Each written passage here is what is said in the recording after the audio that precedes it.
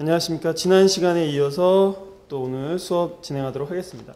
여러분들이 펼치실 페이지는 9페이지고요. 9페이지 펴시면 지난 시간에 이제 북반구하고 남반구 비교해서 상자 봤던 거 있죠? 그거 잘 봐두시면 되는 거고, 이제 계절 변화의 원인 이제 나가게 되는데요. 자, 우선 거기 지구의 자전축이 23.5도 기울어져 있다라는 얘기 나오죠. 그래서 이제 계절이 자꾸 바뀌게 되는데, 그 지구의 자전축이 기울어진 것 때문에 봄, 여름, 가을, 겨울이 생기는 겁니다. 그래서 기울어진 상태에서 태양 주위로 공전하기 때문이다 라고 나오죠. 그래서 그 밑에 그림이 아주 잘 그려져 있네요. 자, 태양이 가운데 있을 때, 자, 태양 주변을 이렇게 지구가 회전하게 되는데 그걸 공전이라고 하죠. 자, 공전이라고 하는데, 여기 잠깐 그림 그려서 설명드리면, 태양이 여기 있을 때 여기 주변을 이제 지구가 공전하게 되는데, 여러분 책에 잘 나와 있죠. 자, 이게 23.5도 정도 기울고 있다 보니까 지구가 공전할 때 그러다 보니까, 자, 지금 태양 쪽으로 가까이 지금 되고 있는 게 남반구죠. 남반구가 그러면 여름이 되는 겁니다. 남반구. 북반구는 뭐가 된다? 태양에서 반대쪽에 있으니까 겨울이 되겠네요. 그래서 북반구가 겨울 이렇게 되는 거고, 이쪽은 북반구가 태양 쪽으로 향해 있죠. 머리가. 그러니까 북반구가 여름이 되겠네요. 여름. 자, 그 다음에 이제 북반구가 이제 어떻게 된다? 이쪽이 이제 가을이 되는 거고요. 가을, 북반구가 가을. 이쪽이 이제 북반구가 봄이 되는 거죠. 그래서 봄, 여름, 가을, 겨울 이렇게 바뀌어가면서 회전하게 된다더라라는 거 알고 계시면 되죠. 아, 책에는 지금 북반구 지금 봄, 여름, 가을, 겨울 표시되어 있는 거 이제 괄호 안에 이제 써 있는데 그거 잘 봐보시면 되죠. 그래서 두 개가 다 써서 헷갈리실 수 있는데 그 북반구만 보시면 됩니다. 북반구만. 그래서 겨울, 자, 맨 오른쪽에 보시니까 북반구가 겨울이고, 그 다음에 북반구가 봄이고, 그다음에 북반구가 여름이고, 북반구가 이제 가을이고, 이런 식으로 되죠. 글자 두 개가 써서 헷갈리는데, 남반구는 반대다라는 것만 알아두시면 되죠. 북반구가 겨울일 때 남반구는 뭐가 된다? 여름이 되는 거고, 북반구가 봄일 때 남반구는 뭐가 된다? 가을이 되는 거고, 북반구가 여름일 때 남반구는 겨울이 되는 거고, 북반구가 가을일 때 남반구는 뭐가 되는 거다? 봄이 되겠죠. 그래서 지금 저는 이제 북반구만 써놨는데 북반구 것만 잘 기억하고 계시고, 남반구는 북반구랑 반대다라는 것만 알고 계시면 되겠네요. 자, 부산의 이제 월평균 기온하고 시드니의 월평균 기온 비교 나오죠. 부산은 우리 북반구에 있는 우리나라 도시, 그러다 보니까 월평균 기온이 여름에가 굉장히 높죠. 7월, 8월, 9월이 굉장히 높은데, 자, 시드니는 월평균 기온이 남반구에 있는 거죠. 오스트레일리아에. 그래서 시드니는 월평균 기온이 1월, 12월 뭐 이때 굉장히 높지 않습니까? 오히려 여름이 이제 7월, 8월, 9월이 이제 월평균 기온이 낮아지고 있죠. 그래서 이런 것들이 북반구와 남반구가 기온이 반대구나, 계절이 반대구나 이렇게 알고 계시면 됩니다. 꺾은선 그래프 지금 기온 나와 있는 거 있고요. 자, 동그라미 이제 3번 보면 교류 증가의 원인 나오는데, 자, 교통통신의 발달 때문에 전 지구적으로 이제 교류가 활발히 일어나고 있죠. 그러면서 이제 북반구, 남반구 또 교류가 활발히 일어나고 있는데, 우선 농작물의 이동이 있게 됩니다. 자, 남반구에서 북반구로 이제 수출에 유리하더라. 농작물의 수확시가 다르죠. 북반구, 남반구 계절이 반대니까 농작물의 이동이 굉장히 활발히 일어나고 있다라고 하고요.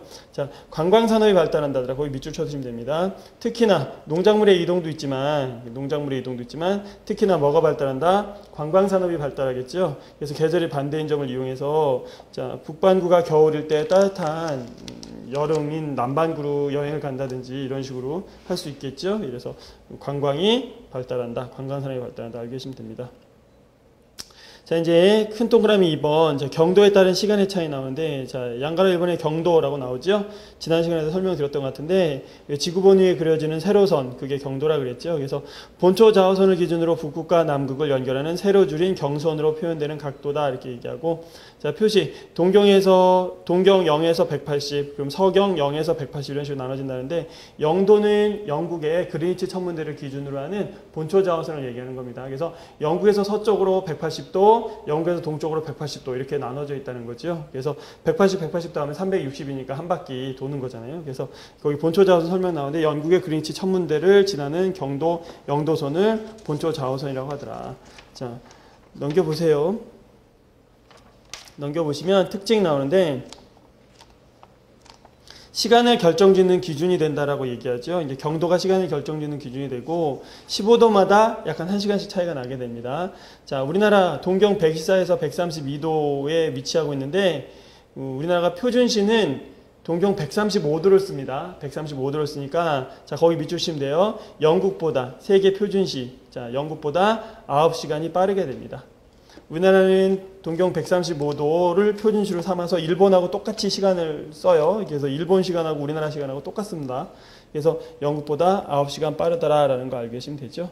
거기 지금 북이 남이 설명 나오는데 북반구 남반구 그림 나오는 거 지구에 이제 그림 나오는 거 보이시고 또 고위도 중위도 저위도로 나눠져 있는 그림 같은 거 보이시죠? 그거 받으시면 되고 그 다음에 또 경도 나오는 거 보죠? 경도 나오는 거 이제 거기 있는데 세로선 그어져 있는 거 경도 봐두시면 되겠습니다. 자, 시차 나오는데 아까 설명드렸던 거 나오죠. 지구가 하루 24시간에 한 바퀴 360도를 도니까 경도 15도마다 무슨 시간 차이 난다? 1시간 차이가 난다는 거. 그래서 활용은 무역, 산업, 교류 같은 거 할 때 활용하더라. 자, 표준시, 각 나라의 표준이 되는 시간 이렇게 나와 있고 아까 설명드렸던 거 지금 계속 다시 한번 나오고 있는데 우리나라는 아까 표준시로 뭐 사용하고 있다고 그랬죠? 동경 135도 사용한다고 그랬죠? 그래서 우리나라가 영국보다 9시간이 빠르다. 지금 계속 얘기하고 있는데 9시간 빠르다. 이거 알고 계시면 되고요. 중국은 120도를, 일본은 135도를. 그래서 일본하고 우리나라가 지금 똑같은 걸 사용하고 있죠. 그래서 우리나라가 중국보다 1시간은 빠르고 일본하고는 시간이 같죠. 자, 국토가 넓어 여러 개의 표준시를 사용하는 경우들이 있는데 러시아나 캐나다나 미국이나 오스트레일리아 같은 경우에는 국토가 넓어서 여러 개의 표준시를 사용하고 있죠. 특히 러시아는 세계에서 가장 큰 나라인데 러시아는 당연히 여러 개의 표준시를 사용할 수밖에 없겠죠. 자, 국토가 넓지만 단일 표준시 사용하는 나라가 있는데 그 중국 거기다만 밑줄 쳐두시면 됩니다. 그래서 거의 대부분 국토가 넓은 나라들은 여러 개의 표준시를 사용하는데 중국이 단일 표준시를 사용한다. 이 정도 알고 계시면 되죠. 그래서 중국이 베이징을 기준으로 해서 단일 표준시를 사용한다더라. 이거 알고 계시면 됩니다. 날짜 변경선 나오는데 날짜를 바꾸기 위해서 그어놓은 선이고 동경 180도하고 서경 180도가 서로 일치하고 있는데 그 180도가 바로 날짜 변경선이 되는 거죠. 자, 옆에 이제 11페이지. 자, 제3절 세계 여러 나라의 면적과 형태 나오는데 세계 여러 나라의 면적 나오죠. 넓은 국가들 나오죠.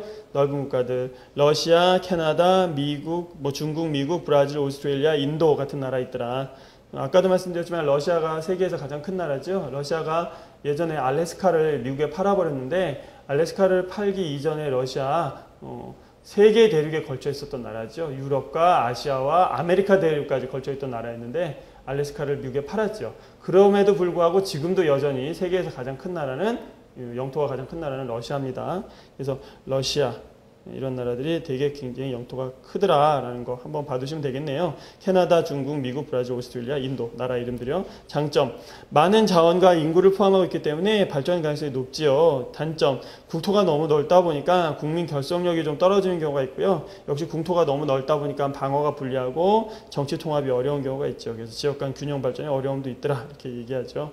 자, 이제 브릭스 나오는데 이거 앞글자만 딴 건데 자, 브라질에서 B, 러시아에서 R, 인도에서 I, 그 다음에 차이나에서 C, 그 다음에 남아프리카 공화국까지 해가지고 사우스 아프리카 그래서 S까지 해서 브릭스라고 지금 앞글자들 따서 모아놓은 거지요. 그래서 이 브릭스 국가들 봤더니 공통점이 있죠. 전부 다 뭐가 있다? 넓은 국토. 브라질, 러시아, 인도, 중국, 남아프리카 공화국, 그 다음에 풍부한 노동력, 자원, 그 다음에 넓은 소비시장 등으로 인해서 빠른 경제성장을 추진하고 있다더라. 그래서 발전 가능성이 높은 나라들이더라. 이렇게 나오죠. 신문 유심히 보시는 분들은 한때 예전 신문에 브릭스 얘기가 한참 나왔던 거 보신 적 있으실 겁니다.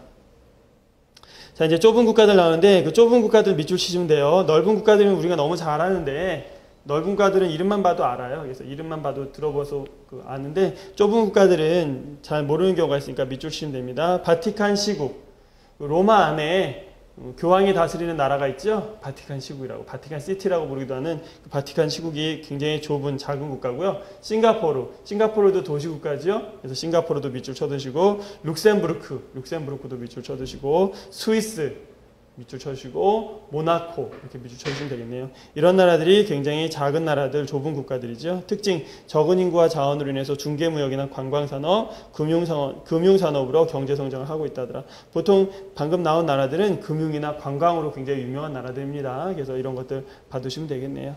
자, 우리나라 이제 나오는데 우리나라 면적 약 22만 3천 제곱킬로미터라 그러고 남한이 10만 제곱킬로미터라 그러는데 이런 거 굳이 외우실 필요는 없죠.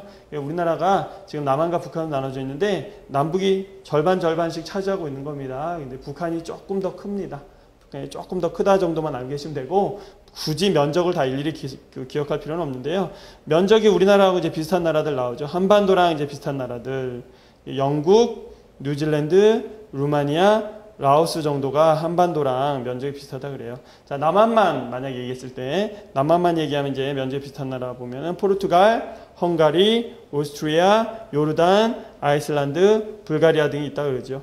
자, 오스트리아하고 오스트레일리아하고 헷갈리시면 안 되죠. 우리 학생들 보시면 오스트리아하고 오스트레일리아를 자꾸 헷갈리시는데 헷갈리는 나라들이 몇몇 나라들이 있죠. 그런 것들은 상식선에서도 정확히 구분을 좀 해주셔야 됩니다. 자, 오스트레일리아는 우리가 쉽게 흔히 호주라고 말하는 나라가 오스트레일리아죠. 오스트레일리아. 그래서 남반구에 있는 나라고요.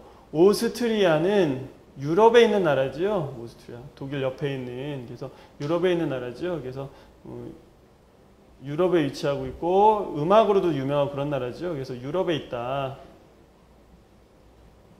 이 정도만 알고 계시면 되죠. 오스트레일리아는 굉장히 큰 나라입니다. 하지만 오스트리아는요 작은 나라죠. 그래서 이런 것들 좀 기억하고 계시면 되죠.